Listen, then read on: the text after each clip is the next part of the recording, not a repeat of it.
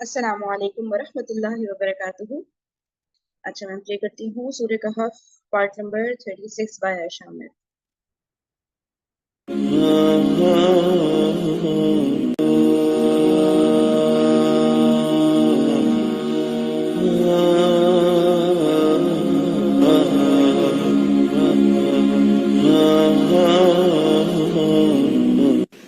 السلام علیکم۔ میرا خیال تھا آج سنڈے ہے تو شاید آپ لوگ کچھ دیر سے پہنچیں گے، مگر آپ لوگ تو لگتا ہے سب کو سوتا چھوڑ کے بھاگ کے آ گئے۔ آج یہ اچھا ٹائم آواز بھی ہوتا ہے، اس سے صاف آ پہلے رہی کہ ہے لوگ اٹھیں گھر والے نکل کے آپ آ جائیں جہاں آپ نے جانا ہے۔ چلیے الحمدللہ سنڈے ہے تو شاید آپ لوگ کچھ دیر سے پہنچیں گے۔ السلام علیکم۔ میرا خیال تھا آج سنڈے ہے تو شاید آپ لوگ کچھ دیر سے پہنچیں گے، مگر آپ لوگ تو لگتا ہے سب کو سوتا چھوڑ کے بھاگ کے آ گئے۔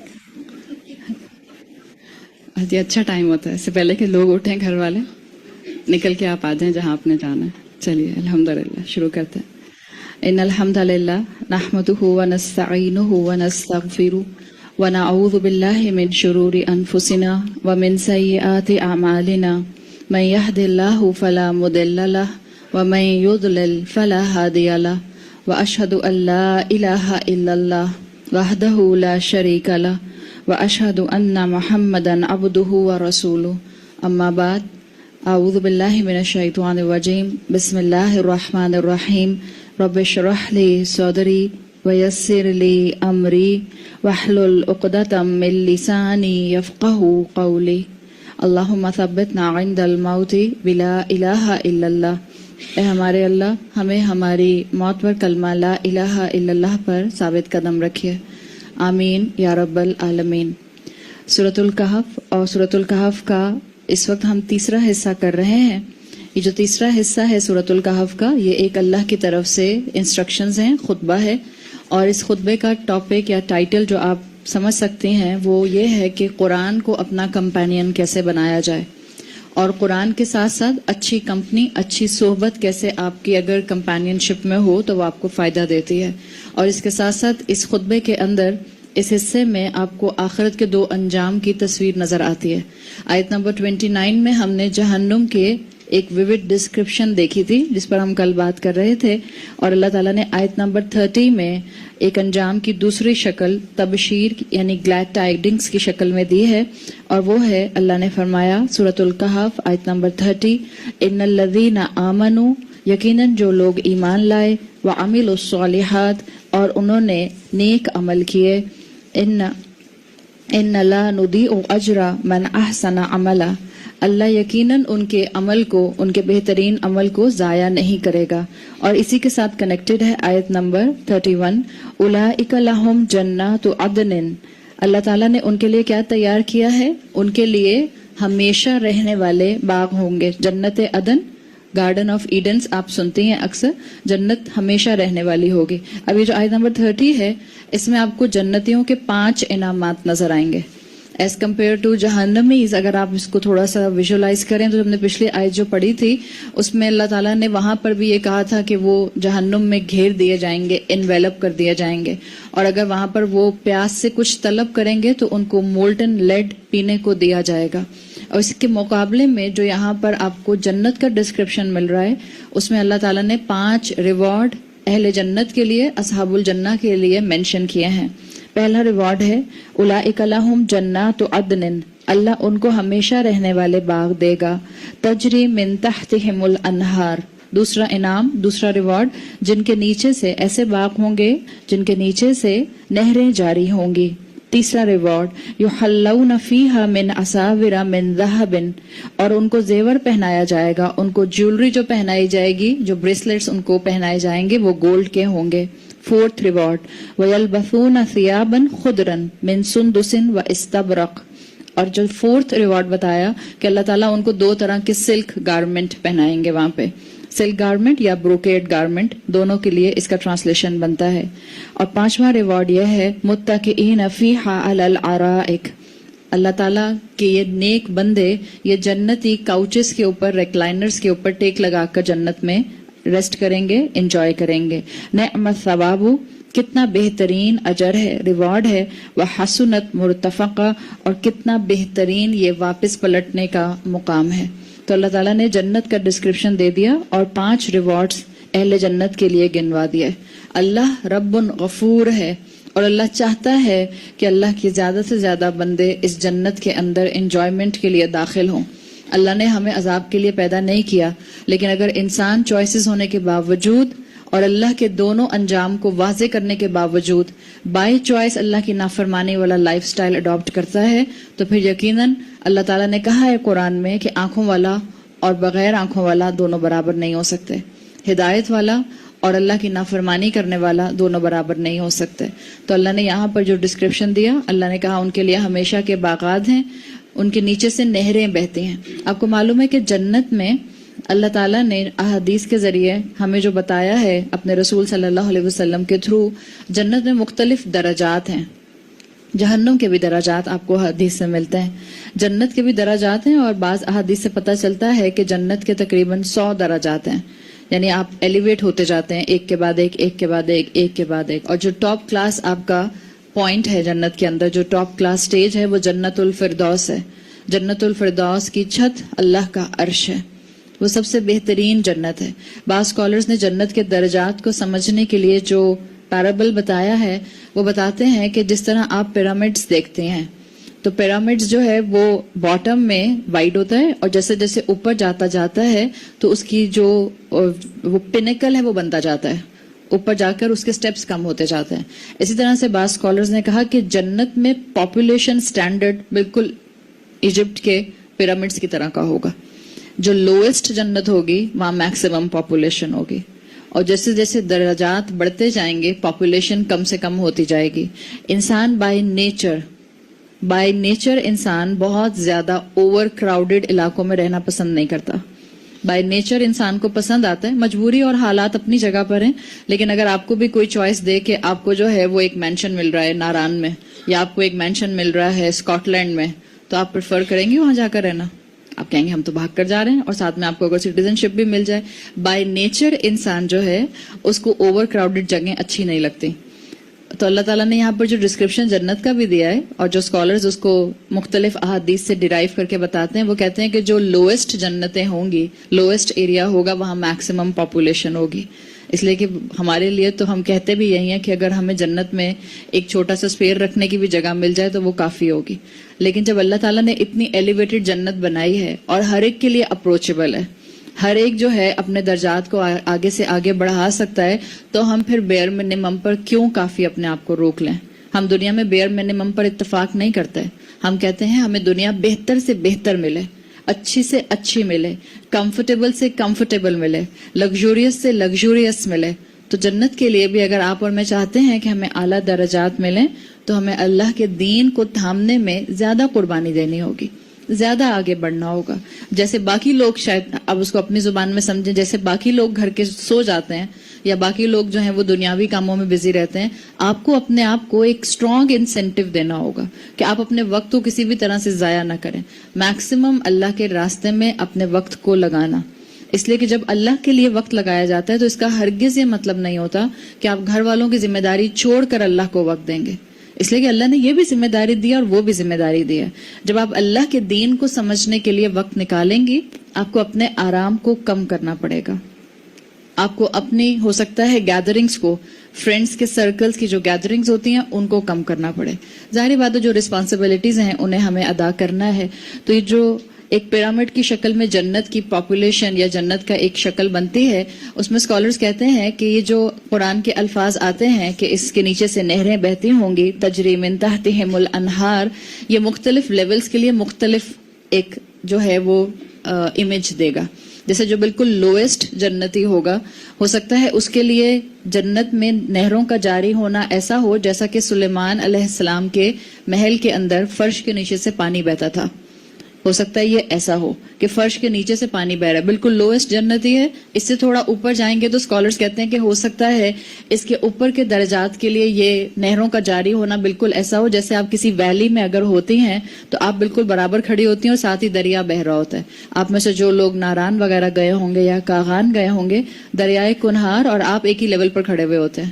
تو جس طرح سے گشنگ ریور آپ کے پاس سے گزر رہا ہوتا ہے اسی کے ساتھ آپ کھڑی ہوتی ہیں. اور جیسے جیسے لیولز بڑھتے جائیں گے تو مفسرین اس کی بہت ہی خوبصورت جو ہے وہ توجیہ کرتے ہیں, ایکسپلینیشن کرتے ہیں.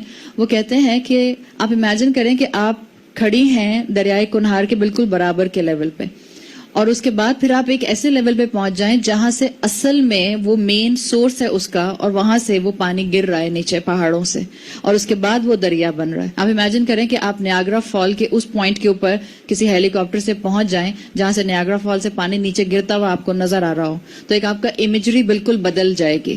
تو ہو سکتا ہے جو ٹاپ کلاس جنتی ہوں وہ بالکل اس سپرنگ کے اس واٹر فال کے بالکل ٹاپ پر کھڑے ہوئے ہیں اور دیکھ رہے ہوں کہ کیسے نہر جو ہے وہ نیچے گر رہی ہے اور نیچے بہ رہی ہے.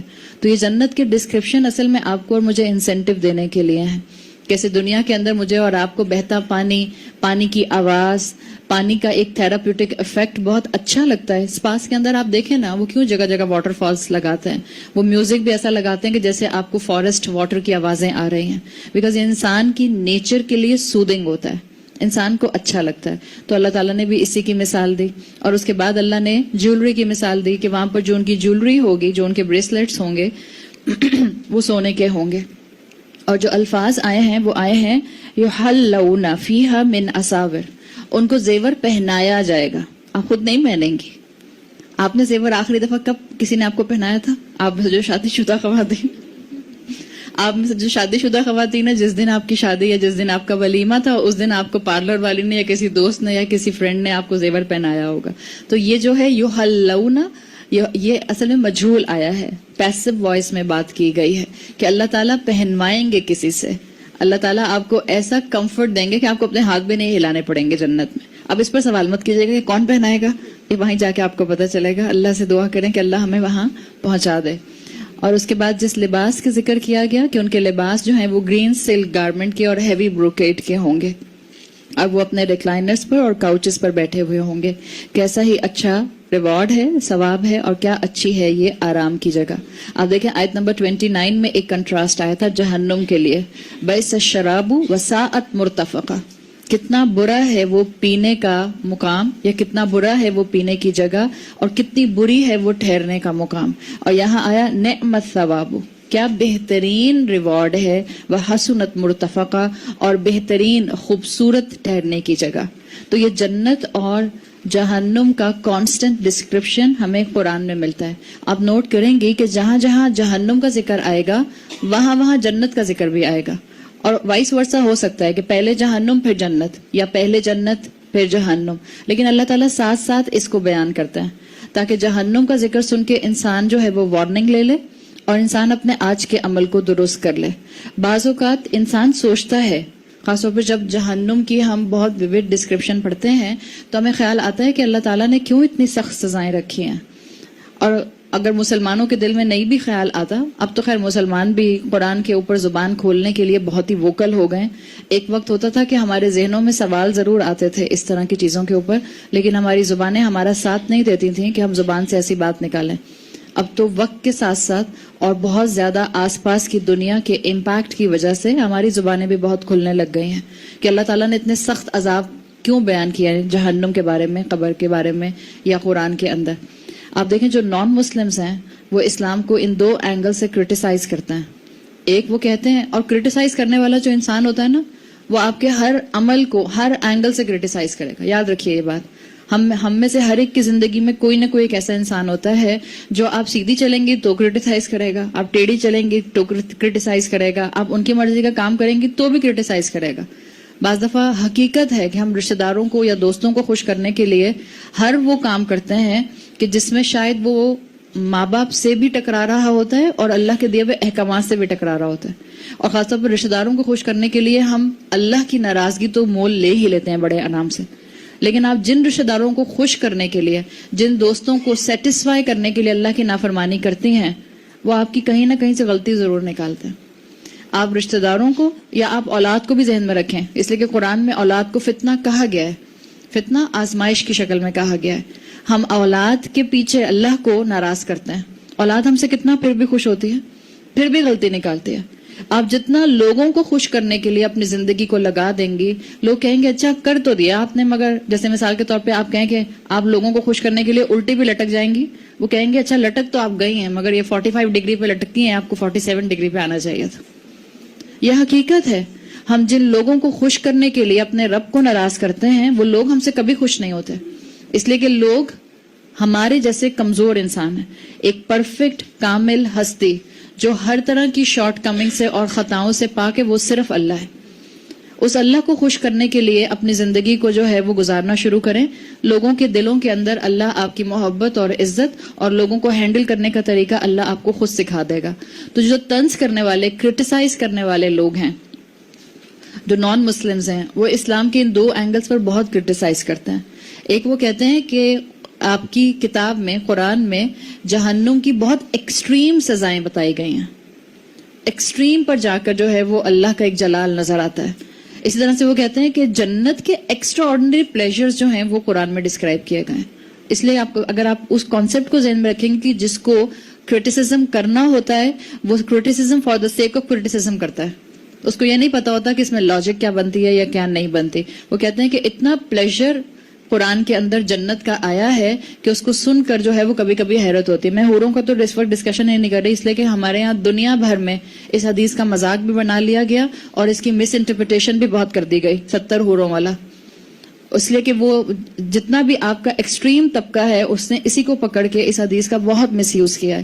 تو اللہ تعالیٰ ہمیں ہدایت دے کہ ہم اسلام کے اصل ایسنس کو سمجھنے والے بنیں. اگر آپ تھوڑی دیر کے لیے حوروں کو ایک طرف بھی کر دیں تو آپ چاہے جنت کے پیلیسز دیکھ لیں، چاہے آپ جنت کے واٹر فالز دیکھ لیں، چاہے آپ جنت کے اندر جو ہے وہ فزیکل سیٹسفیکشن کا سامان دیکھ لیں یا ایموشنل سیٹسفیکشن کا سامان دیکھ لیں، یقیناً اللہ نے بہت بڑے بڑے ریوارڈز بتائے ہیں.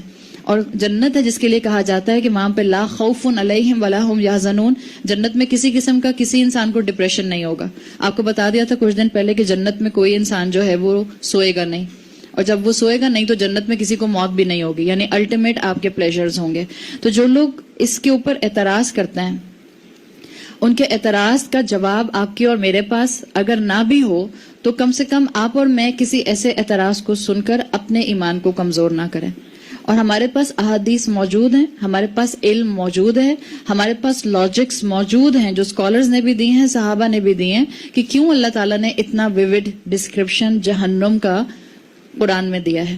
تو اس کے لیے آپ کو ایک حدیث کا مفہوم ملتا ہے. اللہ کے رسول صلی اللہ علیہ وسلم سے حدیث ہے جو صحیح حدیث ہے کہ اللہ ایک شخص سے پوچھے گا جس کو سزا دی گئی تھی، اور یہ وہ شخص ہے جس کو اللہ تعالیٰ نے لیسٹ سزا دی تھی جہنم کی. اللہ اسے پوچھے گا کہ اگر تم اپنا سب کچھ دے دو عذاب کو دور کرنے کے لیے، جو جو تمہارے پاس ہے، دنیا کا مال، اور تم کو دنیا دے بھی دی جائے تاکہ تم اس کو رینسم کے طور پر دے دو، تو کیا تم دے دو گے؟ تو وہ شخص کہے گا آف کورس میں اپنی دنیا کی ہر چیز دے دوں گا، چاہے وہ میرا مال ہو، چاہے وہ میری اولاد ہو، چاہے وہ میرے پیارے رشتہ دار ہوں یا میری وہ ہر نعمت ہو. اللہ پھر اس سے کہے گا کہ مگر جو میں نے تم سے مانگا تھا اس جہنم سے بچنے کے لیے وہ بہت کم تھا. اللہ نہیں کہتا کہ سارا مال میرے راستے میں دے دو، اللہ نہیں کہتا کہ اپنی اولاد کو میرے راستے میں قربان کر دو، اللہ نہیں کہتا گھروں کو چھوڑ دو، اللہ نہیں کہتا ہے کہ دنیا کے معاملات نہ نبھاؤ. اللہ تو بہت کم کہتا ہے. اللہ کہتا ہے کہ زندگی کے ہر معاملے میں اپنی ذمہ داری ادا کرو، لوگوں کے حقوق ادا کرو، مگر یاد رکھو کہ تم کو میری بندگی کے لیے اس زمین پر بھیجا گیا ہے. اپنی ہر چیز کو نعمت بنا لو. اسکول جاؤ تو نعمت، یونیورسٹی جاؤ تو نعمت، شادیوں میں جاؤ تو اس کو بھی ایک اپنے لیے عبادت بنا لو. اگر آپس میں فرینڈ سرکل میں بیٹھے ہو تو یہ بھی عبادت بن سکتی ہے. اگر آپس میں رشتہ دار گیدرنگز میں اور ڈنرز میں بیٹھے ہیں تو یہ بھی عبادت بن سکتی ہے. ہر چیز عبادت بن سکتی ہے. تو اللہ نے ایک گلہ کیا اس شخص سے کہ میں نے تو اس سے بہت کم مانگا تھا، میں نے تو صرف یہ کہا تھا کہ میری عبادت کرو اور کسی کو میرے ساتھ شریک نہ کرو. اللہ ہم سے نہیں کہتا کہ اپنے مال کا 50% زکوٰۃ دے دو. 2.5%، 2.5% کوئی ویلیو رکھتا ہے؟ کوئی ویلیو نہیں رکھتا. جس کے پاس 10 کروڑ ہوں گے اس کے لیے 2.5% کوئی ویلیو نہیں رکھتا ہے. اور جس کے پاس جو بھی مال ہے 2.5% کی کوئی ویلیو نہیں ہے. لیکن انسان اس کو بھی دیتے ہوئے گھبراتا ہے. اس لیے کہ انسان کے دل کے اندر اللہ کے علاوہ سارے الہ ہوتے ہیں. اللہ الہ کی جگہ پر نہیں ہوتا، باقی سب دنیا کی مٹیریلسٹک چیزیں اور رشتے الہ کے طور پر ہوتے ہیں. تو اللہ نے یہ اس انسان سے ایک طرح کا گلہ کیا. اللہ جہنمی سے گلہ کرے گا کہ میرا تو جو ڈیمانڈ تھی وہ بہت کم تھی، وہ صرف یہ تھی کہ میرے ساتھ کسی کو الہ نہ بنانا.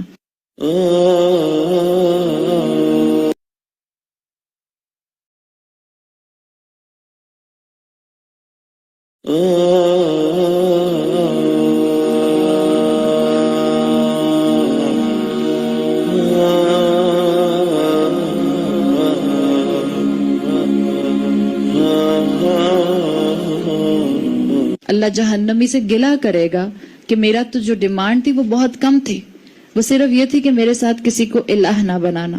اور آپ خود سوچیں کہ جب رب جیسی ہستی جو ایکسپیکٹ کرتی ہے اپنے بندوں سے کہ وہ اس کی عبادت کریں گے، رب جیسی ہستی جس کے آگے کسی کا مقام نہیں ہے، رب جیسی ہستی جس کی طاقت جیسی کسی کی طاقت نہیں ہے. ہم سوچیں، ہم نے کل بات کی تھی اللہ کے عرش اور اللہ کی کرسی کی.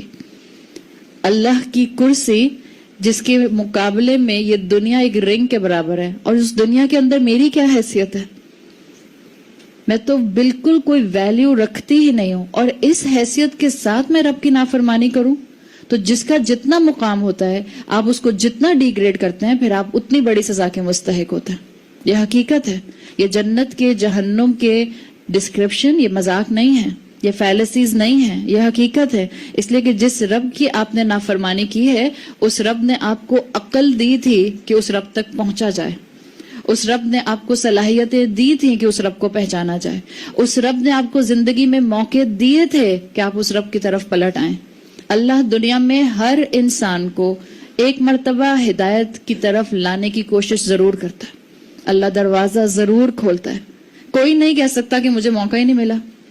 ہم اتنے غافل ہوتے ہیں کہ ہمارے سامنے ہدایت حاصل کرنے کے موقع آ رہے ہوتے ہیں، لیکن ہم اپنی غفلت کی وجہ سے ان کے اوپر جو ہے وہ نظر نہیں ڈال پاتے.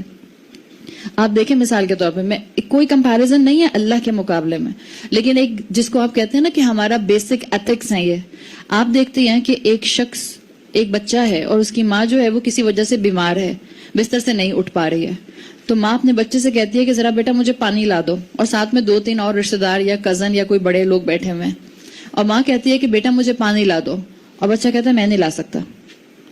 تو وہاں جتنے بھی آس پاس 2-3 لوگ بیٹھے ہیں ان کو پتا ہے کہ ماں بستر سے اٹھ نہیں سکتی ہے، تو وہ بچے کی فیور میں بولیں گے ہاں تو کیا ہو گیا اگر اس نے انکار کر دیا، یا وہ بچے کو ڈانٹیں گے کہ تم نے ماں کو انکار کیوں کیا، جبکہ تمہیں پتا ہے کہ ماں جو ہے وہ تم سے ایکسپیکٹ کر رہی ہے کہ تم اسے پانی لا کے دو گے.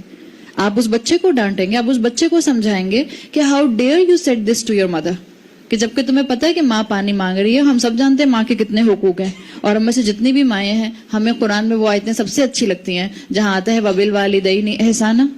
ہم اپنے اولاد کو جا جا کے ضرور سناتے ہیں، اور ہمیں کوئی الفاظ قرآن کے عربی کے یاد رہے یا نہ رہے، ماں ہوتے ہوئے ہمیں یہ ضرور یاد رہتا ہے وَبِالْوَالِدَيْنِ إِحْسَانًا. معلوم نہیں ہے اللہ نے کیا کہا ہے قرآن میں. تو جب وہ 3-4 لوگ اس بچے کو کہیں گے کہ تم نے اپنی ماں کو یہ کیسے جواب دیا، تو آپ ذرا سوچیں. وَلِلَّهِ مَثَلُ الْأَعْلَى، اللہ کے لیے آتا ہے. اللہ کا مقام اور اللہ کی ہستی، آپ اور میں کیا اس پوزیشن میں ہے کہ ہم اللہ کو انکار کریں؟ اللہ حکم دیتا ہے اس قرآن کے ذریعے، اللہ حکم دیتا ہے اپنے رسول کے ذریعے، اللہ کے حکم ہمارے پاس شریعت کی شکل میں موجود ہیں، اور ہم کہتے ہیں ہم نہیں مان سکتے، ہم کنونسڈ نہیں ہیں، ہم نہیں مان سکتے، ہمارا دل نہیں چاہتا، ہم نہیں مان سکتے، ہمارا دل نہیں کھلا، ہم نہیں مان سکتے، ہمیں پریکٹیکل نہیں لگتا، ہم نہیں مان سکتے، اٹس ویری آڈ، ہم نہیں مان سکتے، ہم پوری اپنی فیملی میں آڈ ون آؤٹ بن جائیں گے. جب ہم انکار کر رہے ہوتے ہیں تب ہمیں اس بات کا احساس نہیں ہوتا کہ ہم کس کا انکار کر رہے ہیں. ایک انکار آپ کریں گی اپنے گھر میں ایک کسی چوکیدار کا، چوکیدار آپ سے کہتا ہے باجی مجھے ذرا یہ لا دیں، آپ نے اس کو انکار کر دیا. ایک آپ امیجن کریں کہ آپ کو کوئی ملک کا کوئی بہت ہی بڑا ہائی ڈیزگنیشن رکھنے والا کوئی کسی کام کا کہتا ہے، آپ کی ہمت نہیں ہوتی اس کو انکار کرنے کی. آپ کا دل کرے یا نہ کرے، آپ کے پاس وقت ہو یا نہ ہو، آپ وقت نکالیں گی اور آپ اپنے دل کو سمجھائیں گی کہ مجبوری میں یہ کام مجھے کرنا ہی ہے. رب کی عبادت بھی کرنی ہی کرنی ہے، رب کی بات بھی ماننی ہی ماننی ہے. چوائس تھوڑی ہے کہ دل کرتا ہے تو مان لو اور دل کرتا ہے تو نہیں مانو.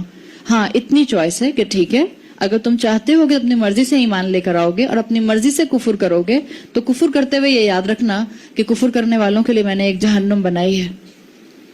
اس لیے کہ اللہ نے بندوں کو نہیں پیدا کیا مگر صرف اس لیے وما خلقت الجن والانس الا لیعبدونی.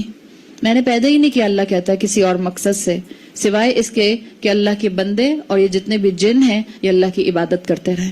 تو یہ اللہ تعالیٰ نے جو جہنم کا اتنا ڈسکرپشن دیا ہے یہ اس لیے دیا ہے تاکہ بندے اللہ کو پہچان لیں کہ جتنی بڑی ذات کی نافرمانی کی جائے گی اتنی بڑی سزا ملے گی. جو سمپل سٹیٹمنٹ جو آپ کو اسلام کی طرف سے ملتا ہے.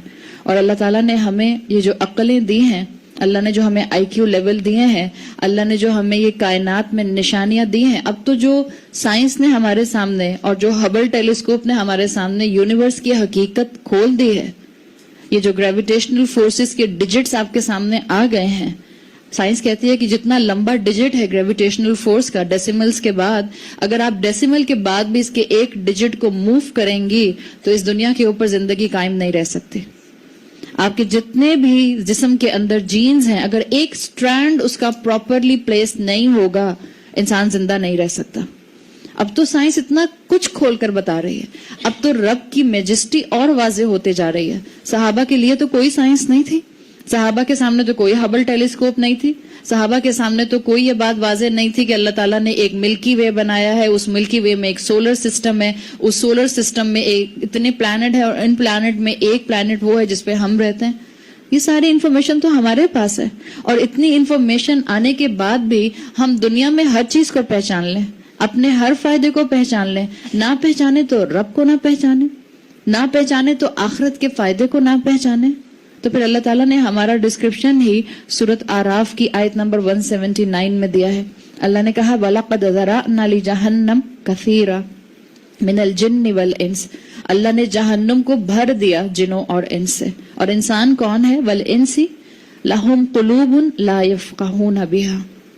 انسانوں کو اللہ نے قلب دیا، دل دیا، سوچنے سمجھنے کی صلاحیت دی، لیکن وہ اس سے فہم، انڈرسٹینڈنگ حاصل نہیں کرتا.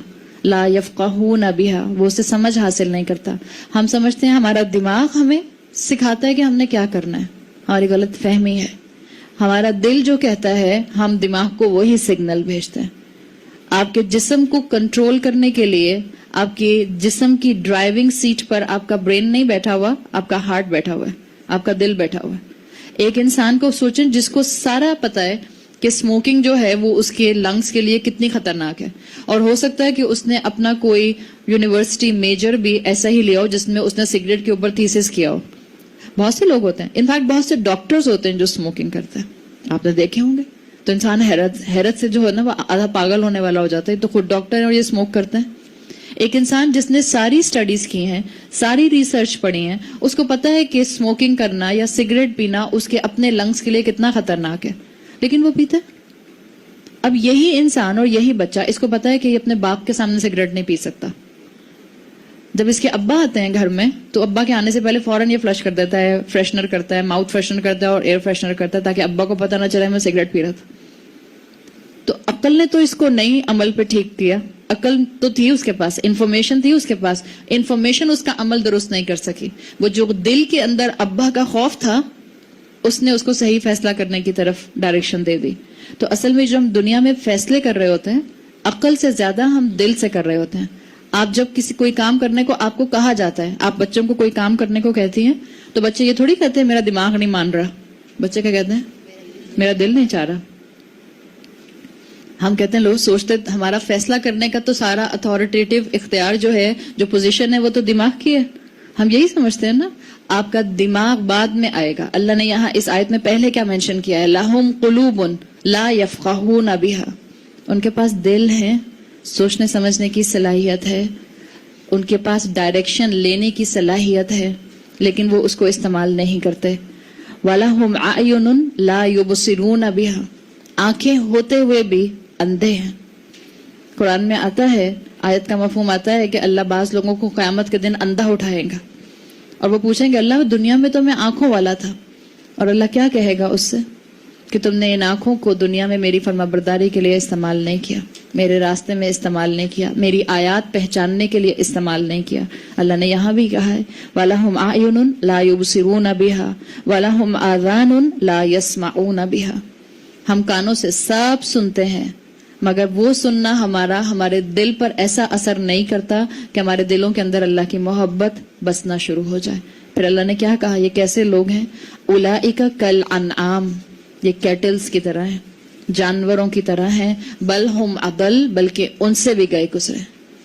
جس مخلوق کو اللہ نے سپریم اتھارٹی دی اس زمین کے اوپر، جس مخلوق کو اللہ نے اپنا ایمبیسڈر بنایا، جس مخلوق کو اللہ تعالیٰ نے اختیار دیا فری ول کا، وہ مخلوق اپنی اس فری ول کو استعمال کر کے اپنی فیکلٹیز کو اللہ کی نافرمانی کے لیے استعمال کرے تو پھر اللہ کا بھی غضب اس کے اوپر بھڑکتا ہے. اسی لیے اللہ تعالیٰ نے اتنا زیادہ جہنم کی سزاؤں کو ڈسکرائب کیا ہے کہ انسان جب اپنی ذمہ داری ادا نہیں کرے گا تو جو پوزیشن اس کو دی گئی تھی اس کے بدلے میں ذمہ داری نہ ادا کرنے پہ اس کو سزا ملے گی. So everything whatever is in the Quran یا جو احادیث کے اندر ہے یہ حق ہے. بلکہ بعض اسکالرز کہتے ہیں کہ جہنم کا یہ ڈسکرپشن الفاظ میں پڑھ کے آپ کبھی بھی اس کی وہ کیفیت نہیں سمجھ سکتے جو انسان اپنی آنکھوں سے دیکھ کر سمجھے گا. اسی لیے جہنمیوں کو ریگریٹ کا عذاب بھی ہوگا، ندامت کا عذاب بھی ہوگا کہ ہمارے پاس پیغام آیا تھا. آپ سورہ ملک میں پڑھتے ہیں فرشتے پوچھیں گے جہنم کے کیا تمہارے پاس اللہ کا پیغام بتانے والا کوئی نہیں آیا تھا؟ اس وقت ان کو ریگریٹ ہوگا. اسی طرح سے جہاں تک جنت کا معاملہ ہے کہ جنت کے پلیجرز اور جنت کے انسینٹیوز جو دیے گئے ہیں، اور جنت کی کئی انسینٹیوز ہیں.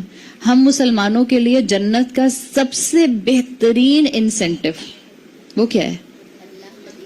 اللہ کا دیدار ہے کہ اللہ ہمیں نظر آئے گا. ہم اللہ کو ویسے ہی دیکھیں گے. اللہ کے رسول صلی اللہ علیہ وسلم نے فرمایا جیسے تم زمین پر کھڑے ہو کر چاند کو دیکھتے ہو، یعنی ہم ایسے ہی اللہ کو دیکھیں گے. تو جنت میں اللہ تعالیٰ نے بہت پلیجرز ڈسکرائب کیے ہیں.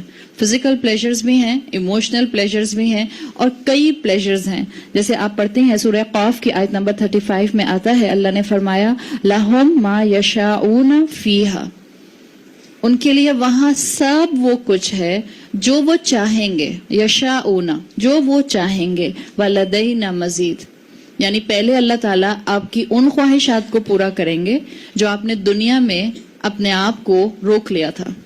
کہ ایک انسان کا مثال کے طور پہ ایک بچی ہے، اس کا بہت دل چاہتا ہے بڑی بڑی جو ہیں وہ ٹاپ ماڈلز کو دیکھ کے ماڈل بننے کا. انسان ہے نا تو اسی خواہش آ سکتی ہے. جب آپ اتنا زیادہ ان چیزوں کو جو ہے وہ ہائپ دیں گے، جو آپ ان چیزوں کو اتنا بیوٹیفائی کریں گے تو اس عمر کے اندر، اس ٹین ایج کے اندر یا اس کے بعد کی عمر کے اندر ان چیزوں میں اٹریکشن آتی ہے. It's a human nature. خوبصورتی ہر انسان کو اپیل کرتی ہے. ایک بچی کی بہت خواہش ہوتی ہے لیکن وہ دین کو سمجھنے کے بعد اپنی اس خواہش کو روک لیتی ہے دنیا میں. تو اللہ تعالیٰ دنیا میں اس انسان کو ثابت قدم رکھیں گے اور آخرت میں اللہ تعالیٰ پہلے ہماری وہ خواہشات پوری کریں گے جو ہم نے دنیا میں اللہ کی خاطر چھوڑی تھیں. بعض احادیث میں آتا ہے انسان بھول گیا ہوگا کہ اس نے اللہ کی خاطر کون سی اپنی خواہش چھوڑی تھی، تو اللہ کی طرف سے اس کو یاد کرا دیا جائے گا کہ تم نے وہ بھی چھوڑی تھی، تو چلو تمہاری وہ بھی خواہش پوری کرتے ہیں. اور اس کے بعد جب انسان کی یہ ساری خواہشات پوری ہو جائیں گی، وہ جیسے بھی لائف سٹائل اپنا گزارنا چاہتا ہے، آپ اپنے بچوں سے جا کے پوچھیں گھر میں، اور آپ پھر اس کے بعد اپنے آپ کو سامنے رکھ کے اپنے شوہروں سے پوچھیں. وہ شوہروں سے پوچھے گا نہیں، کہیں گے بہت ہی ناشکری خاتون ہے. خود امیجن کریں ہم سب جہاں بھی ہیں الحمدللہ جن نعمتوں کے درمیان میں بھی ہم اس سے بہتر چاہتے ہیں. آپ اپنے بچوں سے پوچھیں کہ بیٹا تم کیسے چاہتے ہو، گھر کیسا ہو، ہمارا ماحول کیسا ہو، تم کو کتنی آزادی ہو. پھر آپ ذرا سنیں ان کی اتنی لمبی لسٹ، کہ آپ کی گروسری لسٹ ہوگی جو ان کی خواہشات کی لسٹ ہوگی. لیکن آپ دیکھیں ہر انسان کی خواہشات ہیں نا، اگر وہ خواہشات رب کی شریعت سے نہیں ٹکراتی الحمدللہ اللہ نے دنیا میں گنجائش رکھی ہے ان کو پورا کیجئے. اگر وہ خواہشات اللہ کی دی ہوئی شریعت سے ٹکرا رہی ہیں، ہم یہاں دنیا میں پوری نہیں کر سکتے. اس کے لیے میں اپنے آپ کو ڈیلیڈ گریٹیفیکیشن کا احساس دلانا ہوگا کہ کوئی بات نہیں، آج نہیں کر سکتے، جنت میں جا کے کر لیں گے. تو اللہ یہ ساری خواہشات پوری کرے گا. اس کے بعد جب انسان ابھی انہی خواہشات کو پورا کر رہا ہوگا تو اللہ کی طرف سے ایک اور انعام ہے، وَلَدَيْنَا مَزِيدٌ، اور اللہ نے اپنے نیک بندوں کے لیے مزید اس میں انعام رکھے ہیں. اور وہ کیا انعام ہوں گے یہ تو اللہ بہتر جانتا ہے. مگر یہ کہ مفسرین کہتے ہیں کہ جنت کا ڈسکرپشن جو قرآن میں آیا ہے، جس کو نان مسلمز یا کرٹیسائز کرنے والے کہتے ہیں کہ ایکسٹریم پلیجر بتایا ہے، وہ ایکسٹریم پلیجر نہیں ہے. رسول اللہ صلی اللہ علیہ وسلم کی حدیث آتی ہے جس کا مفہوم ہے کہ ایک مرتبہ ایک شخص نے اللہ کے رسول صلی اللہ علیہ وسلم سے سوال کیا، یا رسول اللہ مجھے تو کھیتی اگانے کا، پودے لگانے کا، پلانٹیشن کرنے کا بہت شوق ہے. اب جنت میں تو آپ کو کہیں پلانٹیشن کا کوئی ذکر ملتا ہے؟ نہیں ملتا نا، کہ جنت میں مالی ہوں گے، پھر وہ بیج ڈالیں گے، پھر اس سے پودا نکلے گا، پھر اس میں پھول آئیں گے. جنت میں تو قرآن میں تو آپ کو ایسی کوئی چیز نہیں ملتی. تو اس شخص نے اللہ کے رسول صلی اللہ علیہ وسلم سے سوال کیا کہ یا رسول اللہ مجھے تو کھیتی اگانے کا بہت شوق ہے، بیج لگانے کا، اور پھر اس کی کیئر کرنے کا، اور پھر اس کے بعد اس کی سیڈلنگ دیکھنے کا بہت شوق ہے.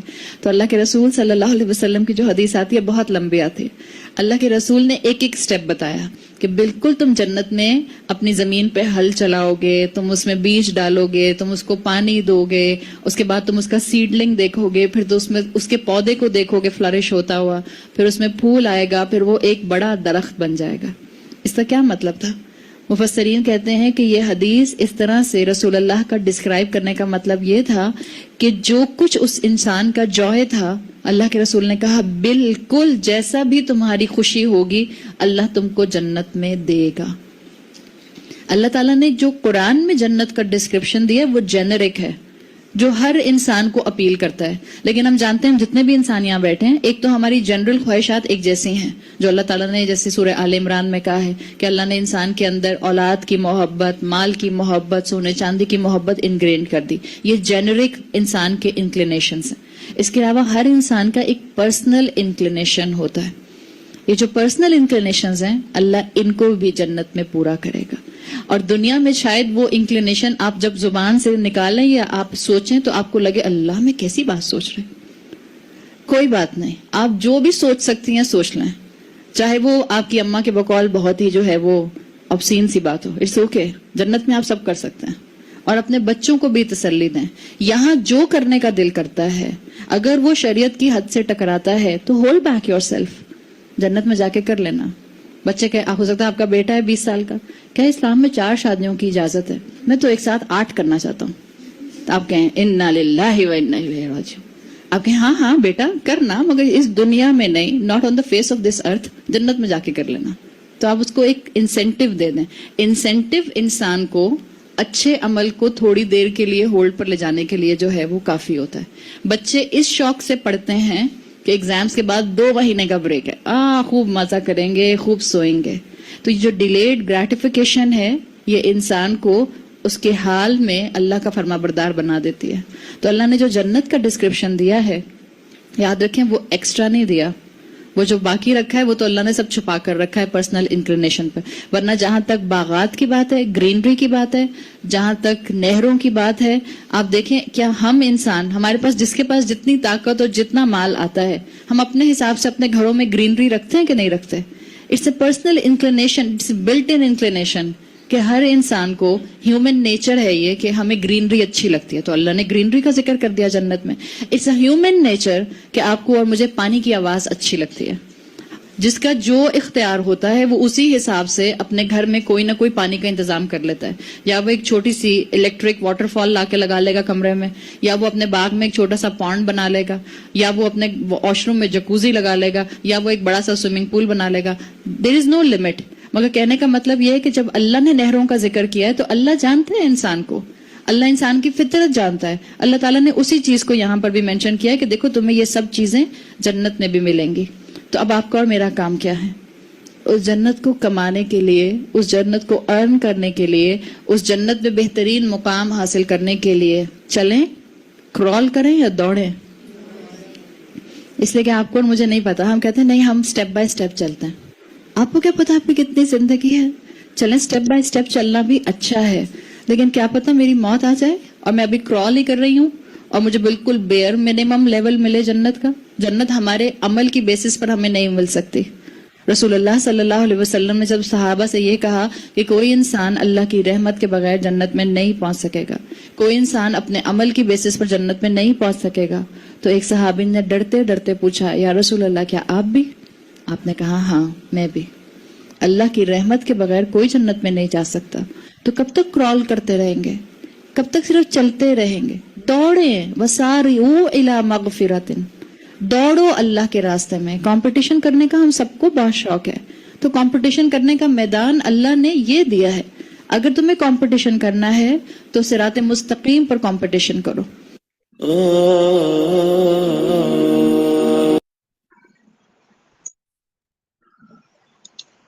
اللہ تعالیٰ ہمیں بھی اپنی طرف دوڑنے کی توفیق نصیب فرمائے. وہ کہ جزاکم اللہ خیرا کثیرا. سبحانک اللہم و بحمدک نشہد ان لا الہ الا انت نستغفرک و نتوب الیک. السلام علیکم ورحمۃ اللہ وبرکاتہ.